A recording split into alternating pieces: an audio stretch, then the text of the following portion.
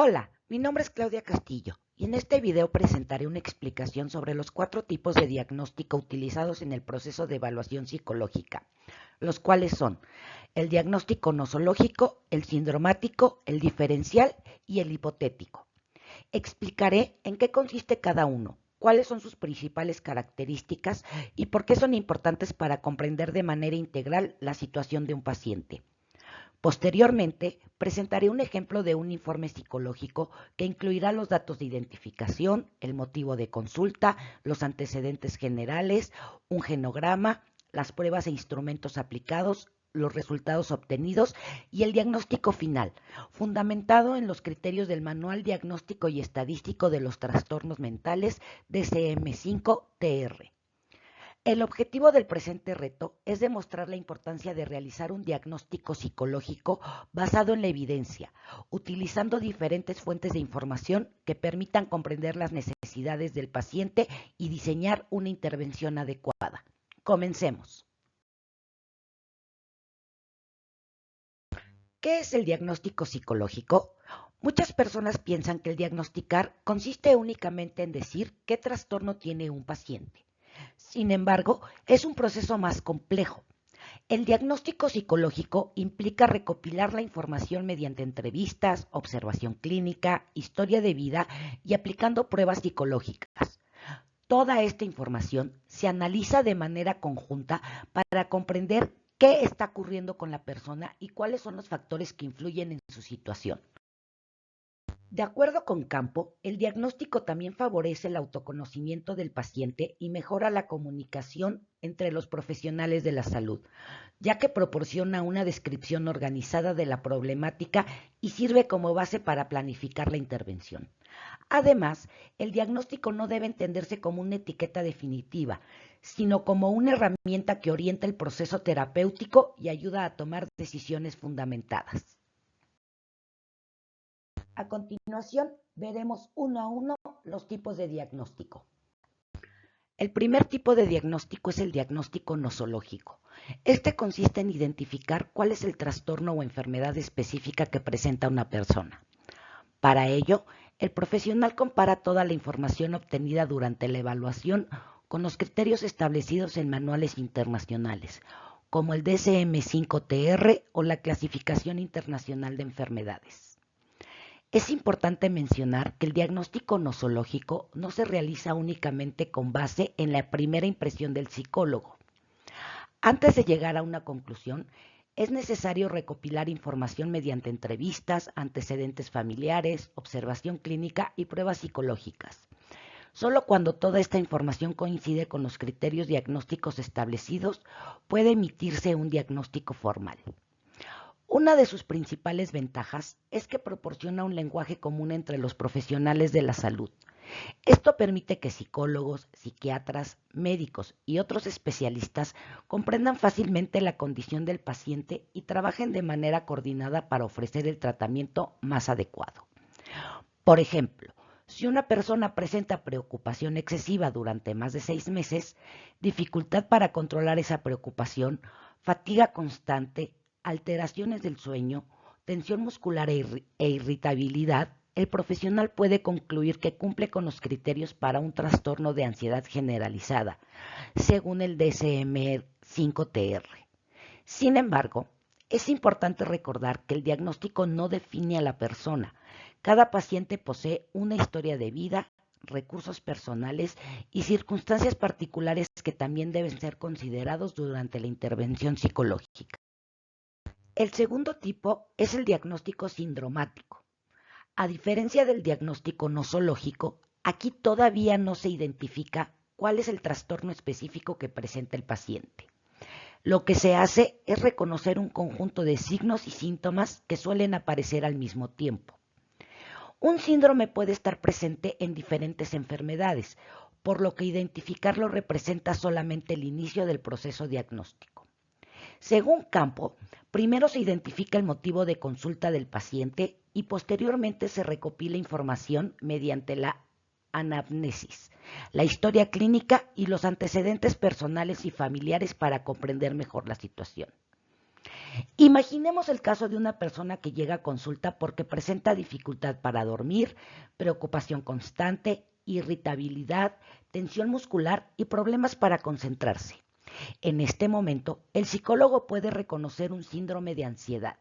Sin embargo, todavía no es posible afirmar que se trata de un trastorno específico, ya que estos síntomas también podrían corresponder a depresión, trastorno de pánico, estrés postraumático o incluso a una enfermedad física. Por esta razón, el diagnóstico sindromático ayuda a organizar la información obtenida y orienta al profesional hacia las posibles hipótesis diagnósticas que deberán confirmarse posteriormente mediante una evaluación más profunda. El diagnóstico diferencial es uno de los procesos más importantes dentro de la evaluación psicológica, ya que consiste en comparar diferentes trastornos que presentan síntomas semejantes para determinar cuál explica mejor la situación del paciente. En psicología y psiquiatría existen diversos trastornos que comparten características similares. Por ejemplo, una persona con ansiedad puede experimentar insomnio, falta de concentración y fatiga. Sin embargo, estos mismos síntomas también pueden observarse en personas con depresión, trastorno de pánico, trastorno obsesivo compulsivo o incluso en algunas enfermedades médicas como alteraciones de la tiroides. Debido a ello, el profesional debe analizar cuidadosamente toda la información obtenida y descartar aquellas alternativas que no corresponden al caso. Este proceso disminuye el riesgo de emitir diagnósticos equivocados y aumenta la probabilidad de seleccionar el tratamiento más adecuado. Un ejemplo sencillo sería un paciente que refiere sentirse constantemente cansado y desmotivado.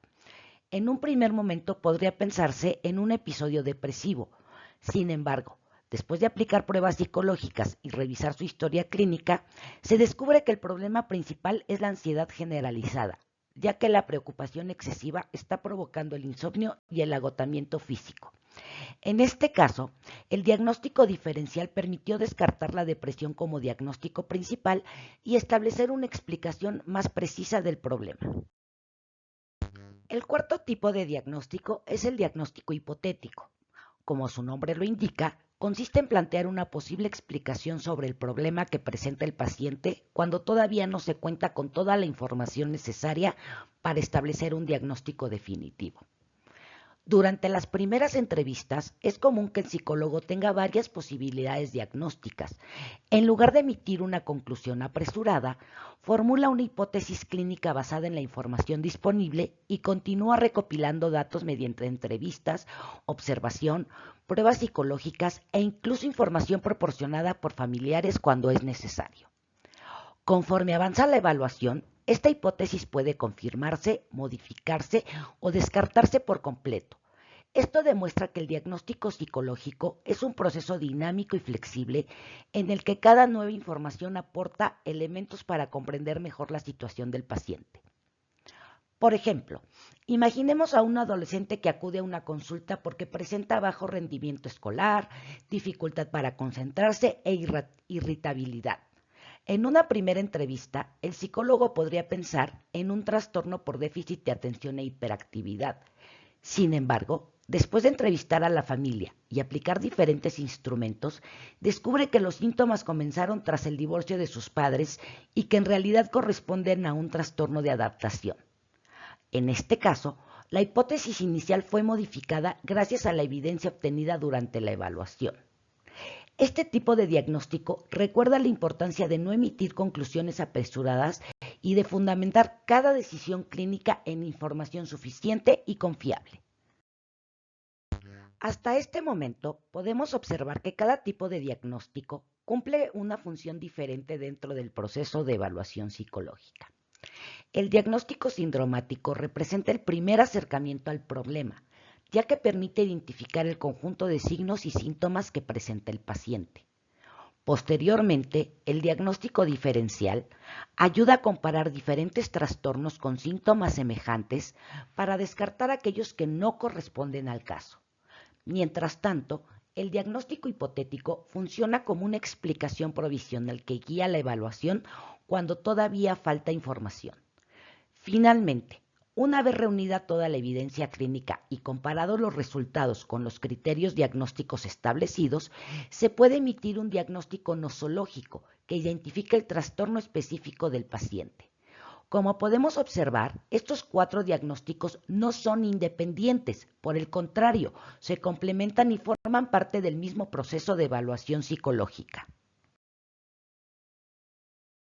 Después de conocer los 4 tipos de diagnóstico psicológico, es momento de observar cómo estos conceptos se aplican en la práctica clínica. A continuación, presentaré un ejemplo de un informe psicológico elaborado con fines académicos, basado en un caso ficticio. A través de este caso, conoceremos el proceso de evaluación, los instrumentos utilizados y la forma en que se integra un diagnóstico fundamentado en los criterios del DSM-5-TR. El siguiente informe corresponde a Beatriz, una mujer de 28 años, soltera y con estudios de licenciatura, quien trabaja como auxiliar administrativa. La paciente acudió a consulta psicológica debido a que desde hace varios meses experimenta síntomas de ansiedad que han afectado su desempeño laboral, su bienestar emocional y sus relaciones interpersonales. A partir de este caso, se describirá el proceso de evaluación psicológica, la información obtenida y el diagnóstico clínico fundamentado en la evidencia.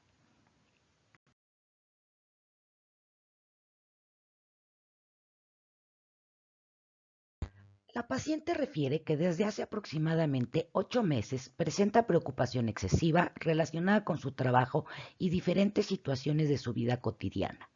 Menciona que le resulta difícil controlar esos pensamientos, lo que provoca insomnio, irritabilidad, tensión muscular y dificultad para concentrarse.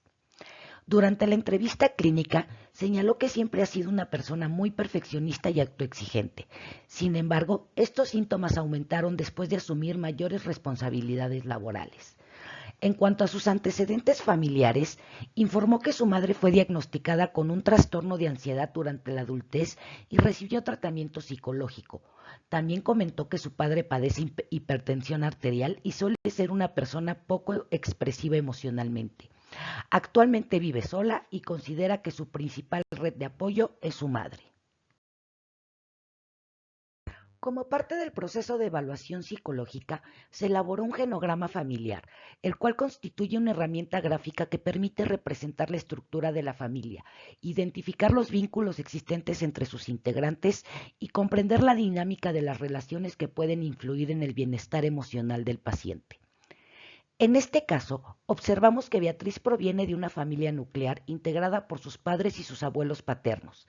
Aunque la composición familiar parece estable, el análisis de las relaciones evidencia aspectos importantes para comprender su situación actual. En primer lugar, se identifica una relación conflictiva entre los padres, representada por la línea en zigzag de color rojo.